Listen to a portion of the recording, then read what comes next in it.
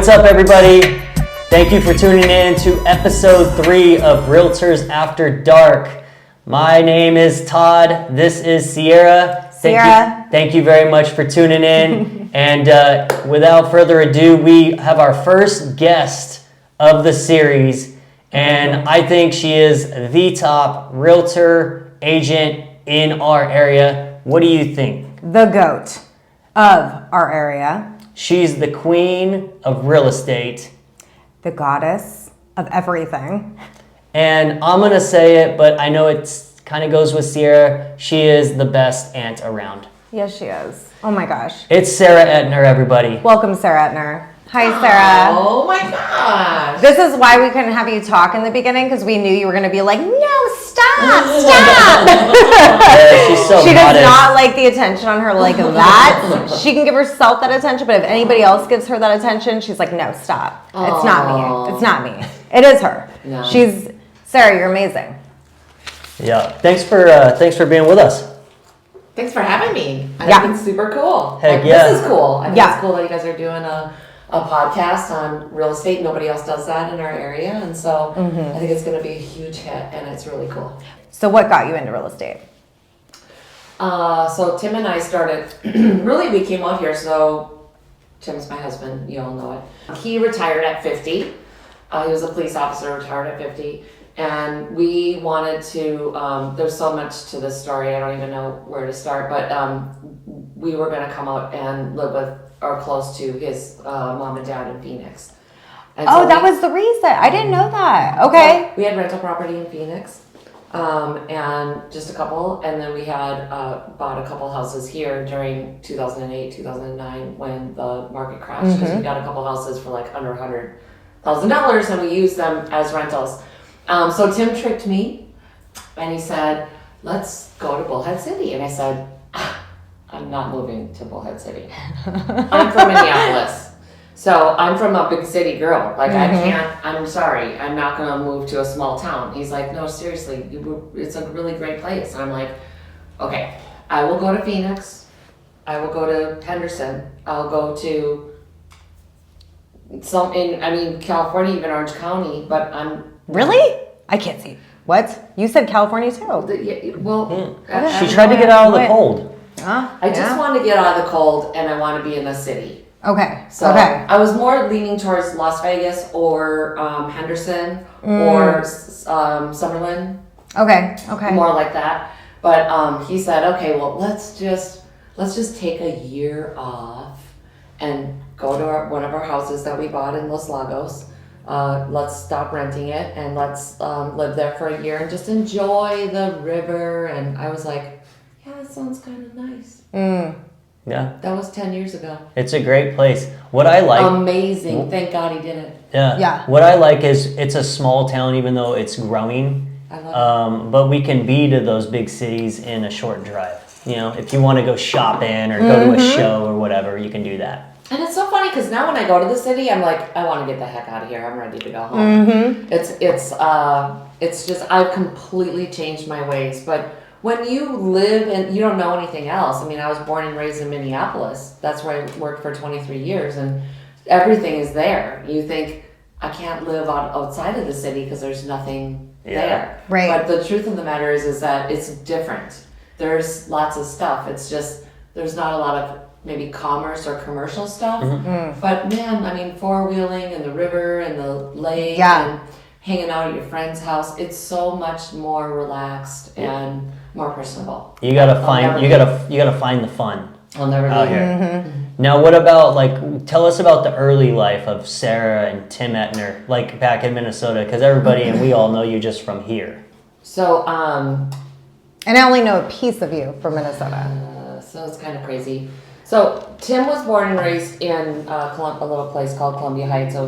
Because Tim thought I was trying to set him up with my girlfriend, so he thought I was not interested in him at all. So then I asked him to go out on a date, and he said, like a date? And I'm like, yeah. So we went to, so two things. First off, I was like, I haven't even asked you, what do you do for a living? And he said, I'm a sanitation engineer. What? What? That's a fancy Garbage word man? for that. Yeah, that's But crazy. a garbage man, I guess, is a fancy word for cop. Yeah. So he was just kind of like, That's he didn't want funny. me to know. So he told me he was a sanitation engineer. And Oh my God. I thought he worked for like Hargis or something, And I was fine with it. Do you remember what movie you saw? Sleeping with the Enemy. No. Oh shit. No. And then did you guys sleep that night together? Because you literally slept with the enemy. With the enemy. Just a second. No, it was Po-po. something. No. It was something with. I think it was. I knew forever, and now all of a sudden I'm forgetting. Let's phone a friend. Get Tim on the phone. I think it was either Sleeping with the Enemy, or it was what was the Julia Roberts? Oh, not Pretty Thing. Pretty Woman. Pretty Woman. It was one of those. I love that movie. Yeah. I don't know. I kind of like Sleeping with the Enemy. Sounds better. It was one of the two. Would you like to sleep with the enemy? He's Not like, if it'd be it's kind Tim. of cool. So I have two questions, and it's unrelated to Tim. How cold was this coldest day in Minnesota, and is the Mall of America as big as they say it is? Okay, so it has been 60 below zero in Minneapolis. The coldest place in the world is Tower, Minnesota. So that is northern Minnesota, just on the Canadian border, and I believe it was 110 below zero. That is absolutely Like crazy. the coldest in the without being in Antarctica. Right. Yeah, that's gnarly. No, Yeah. I'm good. Yeah. I thought Kansas was cold. That's not. Yeah. I'll take nothing like Minnesota. I'll take some 60-degree and wind here in Bullhead. So that's why I don't complain about the heat and I don't complain about the wind because You weren't raised in it. we have been in the worst weather. When you all come from California and you're in the best weather, so then you have to put up with a little bit of something bad. It's like give me a break. Come on. Yeah, we're sissies. You are sissies. Well, no, but I'm from Phoenix, so I do know the hot. But when you go to California and you've been acclimated to that type of climate, like you're used to it, and then I don't You've already remember been. Phoenix So being you've this made- hot. And you've made yourself into a sissy. You're right. She just called You're you right. one. I need to balls up. Sorry, baby. Yeah. There it is. And is the mall that big? So the mall is huge. So the Mall of America, I don't even know if it's still open. Is it? Yeah. Is it? Oh, yeah. Why would So- they close that thing? It's like an icon. It is, yeah. I know, but there was so much trouble. I mean, there was a lot of like gang activity and stuff. So I'm happy then that Tim retired from being a police officer. That would have been very freaking dangerous. So now we go full circle here to Arizona, and you get into real estate. Why did you get into real estate sales? And what would you say has been your biggest accomplishment and your lowest of lows? So I was gonna retire. I was only 44. So I came out here. Tim and I were gonna just flip property for fun. And the next thing you know, we're doing like 4 flips at a time. And I was like, I'm gonna get my real estate license because that's a significant portion of our margin.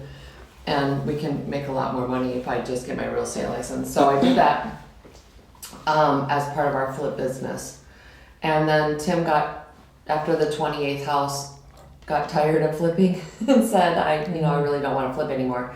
By that time though, I'd made so many relationships. I mean, I came out here and we started flipping houses. I got my real estate license and then I made friends with everybody. We live in Los Lagos. It was real hard to not make friends. People are they come over, they want to meet you. There's all kinds of activities that happen. And so we just met a bunch of people. We made really amazing friends. And the next thing you know, they're asking me, hey, will you sell our friend's house? Will you do this? Will you do that? And the next thing you know, I needed an assistant. So I started looking around for an assistant and I asked my neighbor, Sue Sheely, if she would be my assistant. And she said, well, actually she came and worked with me, I'm not kidding, for one day and then she was like, I'm out. No. That's funny. So I wasn't looking to do what I've done. I mean, it really was, I was coming out here to retire. I'm not ready to retire, I'm too young. We started flipping houses. I got a bunch of friends. They asked me to help them with transactions. The next thing you know, I needed an assistant. And then I said to Tim, and I will never forget because we were in his truck. I said we were driving in Los Lagos by the our mailboxes, and I go, listen, nobody really does a whole lot of marketing here in this whole town. I think that we can really take it over. Like it's not going to be that hard because there's not any real developed marketing in this town. Do you want me to go back to work? And he said, Heck yeah. Doesn't sound like a bad idea. Do you want to go back to work? And I said, I just think we can really make a difference. And I would love to. And he said, then do it. And I always ask for permission because that was a humongous change. We went from we're going to retire and start to slow down to I'm like, this is going to be like a full-time 24/7 kind of deal. So Sarah's a very like alpha female. So the fact that she does run, and I see you do that all the time where you run it by Tim, I think that's like great. He's my soulmate. Oh, Tim, do you hear this? Oh, That's so sweet. If I would have been married to me, I would have left. Tim and I have been together, married for 32 years, and I would have left me 20 years ago. Oh my God! If I would have been on the other side. He's a saint. Why would you You're a say saint. that about yourself? So you guys see like exterior stuff, but interior stuff you don't see. And the truth of the matter is that this is all consuming your entire life. It is, yeah. I was just talking to one of our agents today and I said, you either get time or money. You don't get both. Yeah. You gotta give one or the other up. Yeah. And so if you want money, you've gotta put all of your effort. And that means that I don't get a whole lot of time with Tim. And so if you have a significant other, and you don't spend a ton of time with them, they have to be okay with that. They have to fill their time with other stuff. I don't know that I would have been okay with that. No. And he's been okay with it. When you were talking about you were working in Minnesota, where did you come from? Explain what you were doing. So, I mean, it was a long career, right? Mm-hmm. But I was in finance. That's what my education is in finance. I started in legal. I moved to finance. And I worked for American Express Financial Advisors, which we spun off and went into Ameriprise Financial. I was a project manager. I built businesses for them. I started a first call center, blah, blah, blah. And then eventually I landed in marketing. Wow. So, but really it was through this series of events when I started, I did data entry of trades. I remember you saying that, yeah. So there were 15 women that shared one computer. So we would get all the trades in and we'd have a stack of trades and we'd bring them over and we'd have the data input them into our DOS system that we all... Old school. Yeah, that we all shared. And so I started with American Express Financial Advisors doing securities work, data entry. And from there, I grew my business, I grew my career. And it went, I was 23 years. So it's a lot of iterations that happened. And so I was super, super blessed though, because I lived through the time where females were not as prevalent in the leadership positions. Yeah. And so I got my butt kicked many, many times. Yeah. And it made me really strong. This is why you're so impressive to me and why I look up to you is because I knew you came from a time where it was a man's world. So my question... People smoked at their desk. Yeah. Oh, yeah. So everybody smoked at their desk, and we had a 5 o'clock cocktail cart that would come around. You could have a cocktail at 5 o'clock if you were still at the office. Is that place still open? I'm going to apply for a job. They don't do that anymore. Dang it. And you could also go to lunch and have it's like, you can have 2 cocktails. It's totally cool. Some of our VPs had cocktails in their offices. It was such a different world. It was and so you've seen The Office, right? Mm-hmm. It's very much really the same. Yeah, I like it. Very similar. So wait, what separated you though? Because I feel like most women, they don't make it during that time frame in a man's world. What did you do that made you on top? I wouldn't say that I was on top because I still reported to 2 men. I reported to somebody. Nobody's ever on top. You have to report to somebody. If it's not Uncle Sam, it's somebody. Yeah. Who reported to a man, right? Our CEO. when I left, when I retired. Right. But I mean, I think I made it pretty far. I was pretty happy. But I just persevered. Like I would be in meetings with all the VPs, and I would be up there, and I'd be getting my butt kicked. Like they would be drilling me with questions that I couldn't answer. I mean, stuff like when you have a commercial, like you create a commercial. How do you know that commercial? What's the return on equity?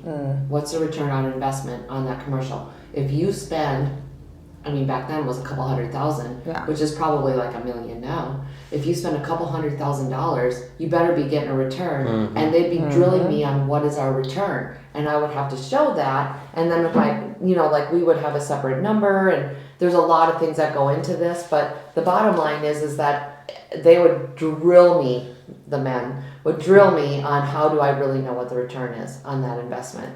And I would stand there going, please don't cry, please don't cry, please don't cry. But I would literally be in my head saying, don't cry. What kept you going? Because most women, I think the statistics are that women drop out. They don't keep going with it. You gotta drive.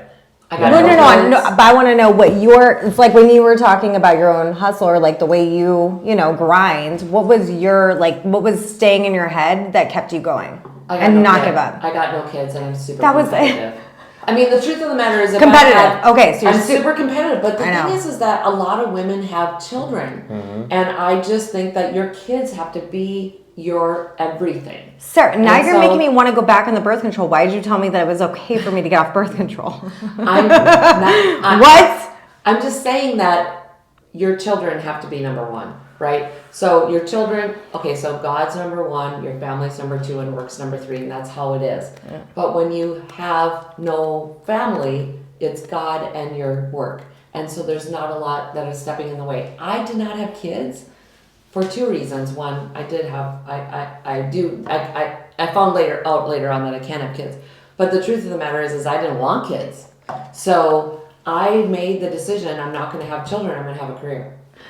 But what makes at 19? So what makes people who do decide to have kids and they're still uber successful? Do you think they just have like a superhuman power? They hire a nanny.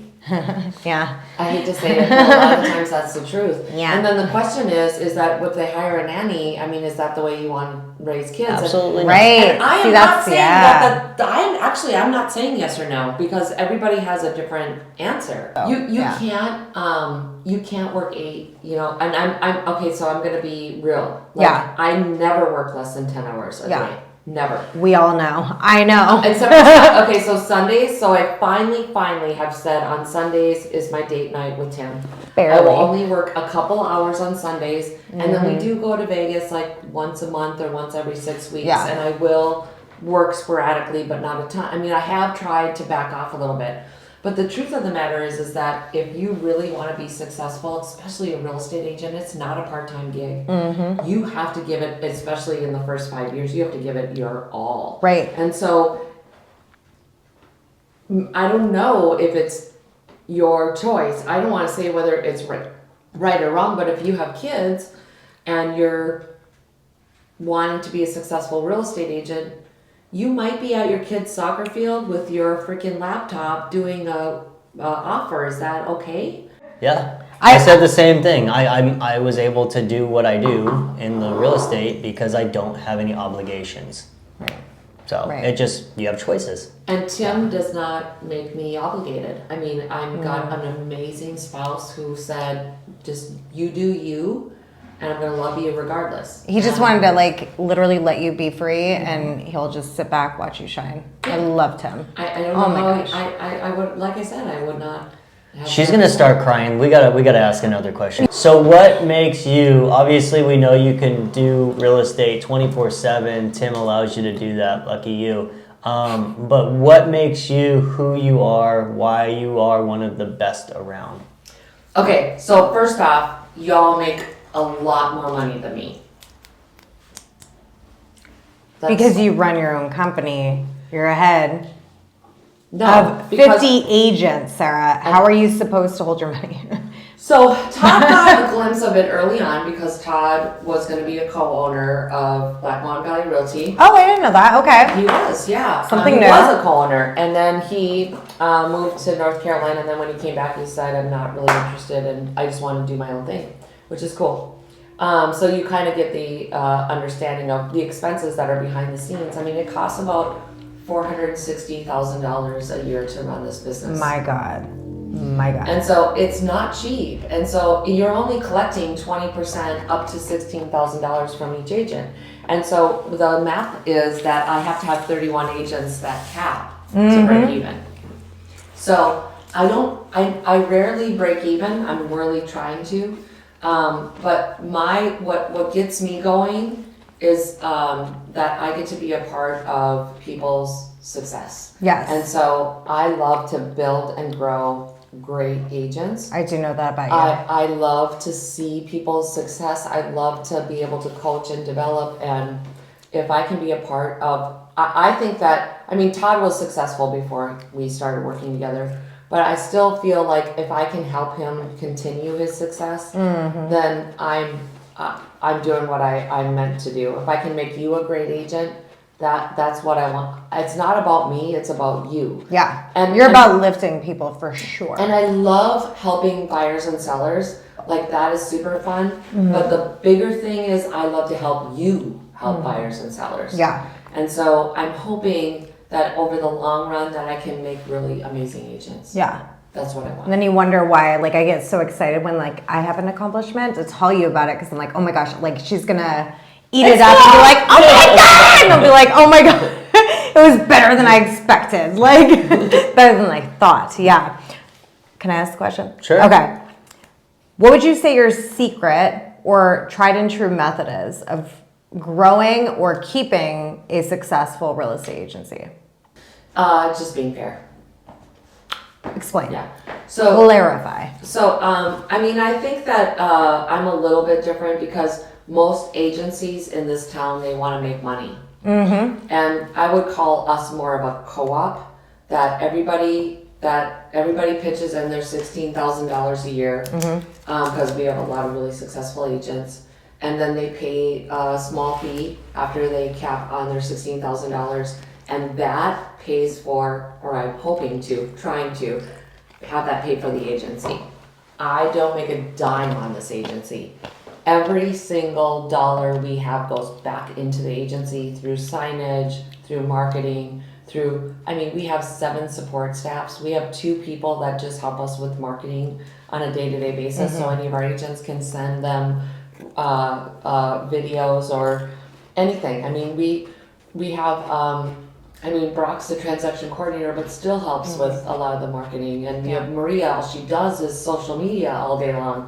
Now we have Mary Bell, and Mary Bell does the desk at Bullhead City, but she also helps with all the posting and stuff. I haven't even met her yet, Mary Bell. We just have so many support staff that we pay for. So all of the money that we make from sales goes straight back into the company. And last year, I was about $204,000 negative. So I put $204,000 into the company to run what we got going on. This year, I'm going to break even. But, the truth of the matter is that that's been, so it's not about the money for me. Clearly, it's not about the money. Obviously, yeah. And you understand because you've seen behind the scenes the expenses. The expenses of running this business is $494,000 a year. That's all there is to it. And I went a little off the rails last year because with that, was it the COVID drive, the COVID high? No. I was like, shit. Like when you're making that much. Then you don't need to market. We it just happens. That's true. That's true. We budgeted $12,000 a year for marketing, and I probably spent $60,000 last year. So why? What happened? I went a tiny bit off the rails because I love it. I usually never question you, Sarah, because I know you know what you're doing. And when you don't know what you're know what you're doing, you maneuver real fast to where you make changes like within 24 hours, and then it's something new. So that's what I know about you. You're a fast mover. You're like a mover and a shaker. I'm just saying. So passionate. I've never seen somebody like you, and I've been in many towns. I appreciate that. Rare breed. We came into being in May of 2021, and I said I'm going to give us 3 years to be the number one agency, and I put $1.5 million into this business. No big deal. No big deal. That's what I did, and we're number one. And this is why we And say, no. Todd. And so I'm just Todd. And the only reason why I'm saying this is because people will say, "Oh, you own a real estate company. You're so rich." It's like, no, not so much, not at all. And my passion was not around money, but it was around the development of people, and also being, one of the biggest companies in the area, being able to provide some pretty consistent, excellent service. I don't know about you, Todd. I look up to Sarah a lot. Oh my gosh, stop. Certain things I don't. Certain things I should, don't, but I love Sarah. because you're family, so you kind of have to. Well, no, she's just super powerful. And I don't like to have too much power. You gotta love family even more than regular people, though. You said what? You gotta love your family more than regular people, though. Like No, I'm your family. Because calling technically, your mom. I'm not. Hey, No. What are you gonna say, Beth? Come on, Beth. Love you, Beth. Hey, Beth. I'm calling her. What do you think of me, I Beth? am your family. If you can't trust me, who can you trust? In Arizona, Other than you your are. mom. Yeah. Right? Okay. Biggest pet peeve. Put it out there. Really? Yeah. Honest. People that only focus on money and don't care about people. Love it. Pisses me off. 2025 goals. I would like for all of my agents to cap. Every single agent in our agency. Which they should, right? How many do between us? I think we had 29 people cap out of 50. Like Trina Rigger, I mean, she was on my team for Love 2 Trina. years. Oh my God. And she is doing so amazing. Oh, And she's At amazing. first I was like, Trina, you gotta go independent. She's like, no. And I'm like, you gotta go, you're gonna make more money independent. So she went independent. Now she's like, oh my God, thank God that you told me to get up. I'm not gonna keep somebody on my team. Right. If it doesn't make sense financially. Right. You do it as a lift up for other. She was closing 45 sales a year. So she needed to be independent where she could make more money. Right. Who is the highest paid real estate agent in your firm? Todd. Okay. Looky you, Todd. What do you think sets Todd apart from the rest? Just real quick. I think that he's uber focused on results. I think he just. But how do you think he gets his clientele? I think that, I think that some people don't. I'm not going to steal this, Todd, because I'm not you. I don't think that, but the truth There's of it only is, one. There's only one Todd. I don't think that people understand the commitment that it takes to be a real estate agent. Yeah. I think Todd actually gets up at 7:30 or 7 o'clock in the morning. He does his, National Day, which is part of his work. Good morning, everybody. It's time for Todd's National Day video live on Facebook. 8 a.m. on a Tuesday.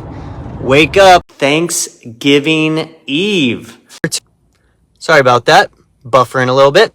Thanks for tuning in to Thursday's edition. What's up, everyone? It's Todd Levitt, and we're rolling out. He goes into the office, he gets on the phone, he starts to prospect. Todd is either prospecting, doing paperwork, or he's selling something. Right. And that's it.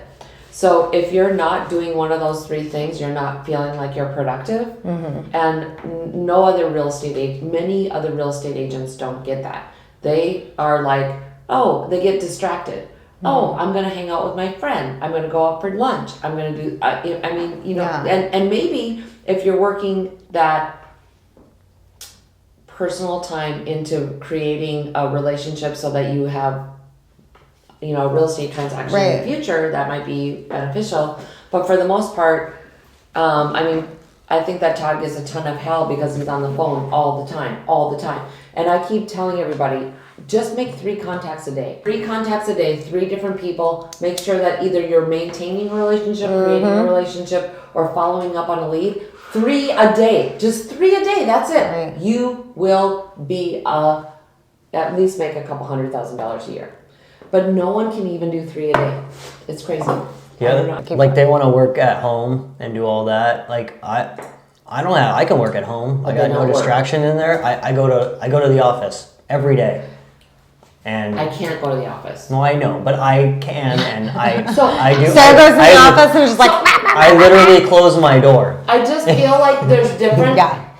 I don't want to make it that there's different personalities and there's different answers to different people. So for me, I own the company. Everybody I come to the office and it's Sara, and I love to talk, and so I literally can talk for 8 hours straight to people, and I get nothing done, and I have the time of my life, but I get no work done. Yeah, I can't do that every day.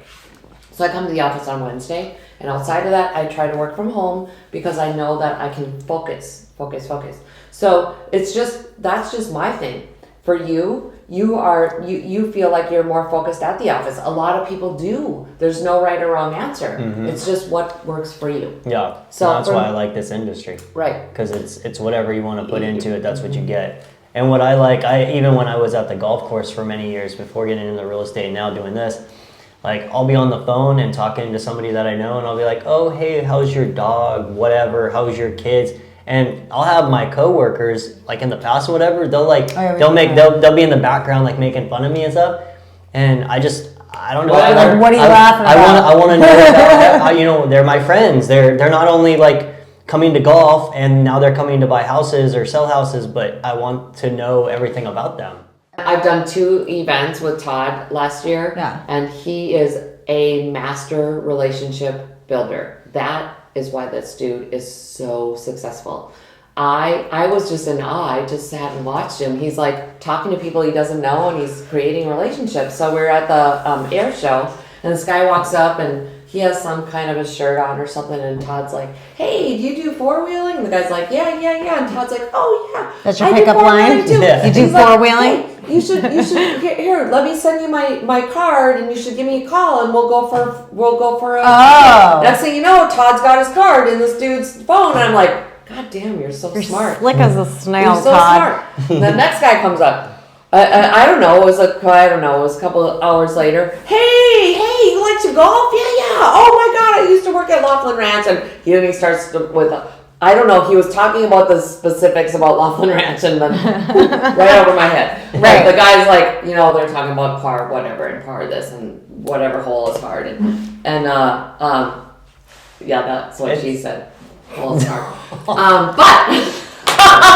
There we go. There's Sara. Oopie. Rewind, delete. But the next thing you know, you're like, oh man, let me send you my card. We should do a golf round together. It's super cool. And the next thing you know, this dude has this card. I'm like, you are amazing, master. Yeah. I need to watch you more, Todd. And all I did is I just sat back because I was like, watch out, Todd. I just want to watch him. And there was 3 or 4 people in like an hour and a half that had his business card. It was like, and I'm talking about not a business card. I'm talking about like, hey, let me send you my phone number. Save me in your phone. I'm like, damn. But a business card goes in the garbage. Yeah. This dude gets his number in your phone. Yeah, but you got to be authentic. That's why I say the houses. I'm always up. I can't. The houses sell themselves. You got to create relationships. Was that an ad? That's when I. Was that an ad, Todd? Yeah, you gotta create relationships. I'm just gonna watch Todd. Have you ever seen Truman Show? It just reminded me of that. He's a master. I was like, oh my God. I'm gonna start doing a mastermind class. You should.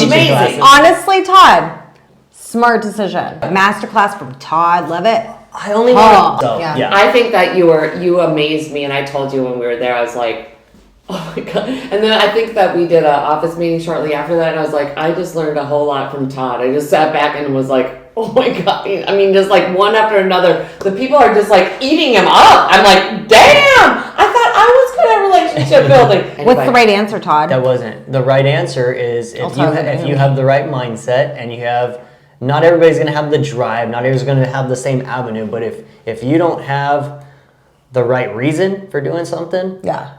Oh yeah. Then I don't have. You said it to me. What is your why? Yeah. Was my why okay? Yeah. I mean, I'm still here. Thank you. So. Back to both of you. Super wisdom words that I can give you. You have to create relationships to be successful in this industry. You have to give up time to make up money. You have to be okay with giving up time. And you have to be a master at belly-to-belly conversations, which is what I think Todd is. Right. A master. Yeah. I'm gonna end it here. Can we wrap this up? Yeah. I'm loving I'm gonna wrap it up right here. Last thing that you can give new agents. What are your tips and tricks? Keep it to like maybe. Well, I'm not gonna hold her seconds. Shut up, Todd. I'm gonna set the timer. It'll be worth the time spent. What are we saying? Wait, ask me again. If it was a new agent coming into the industry, what would be your number one top tips and tricks for that person? Get on a team. That's it. Okay. Get on a team. You need to get training. You need to get He wasn't on his team though, was he? Not when I started. Okay. But you were eventually? Because I was so busy, I had to. But I'm the. wait. I'm the. But we're not talking about a typical person. We're talking about like a rare little snake breed of Todd. I was going to use the word that Todd actually used. Yeah. He is an anomaly. Yeah. Most people need to learn how to do the business. They need to learn about the business. There's so many complexities in it. And then they need to get a discipline.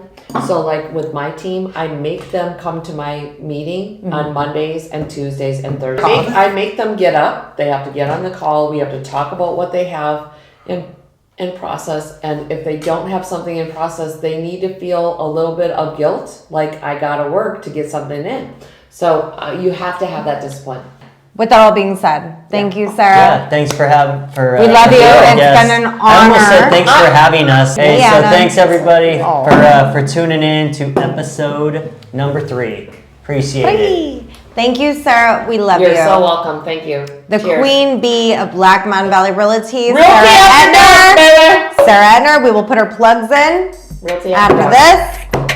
We love you guys. We'll see you next time. Thanks for tuning in. Thank you. Signing out. Bye. I sound like Sara now. Bye.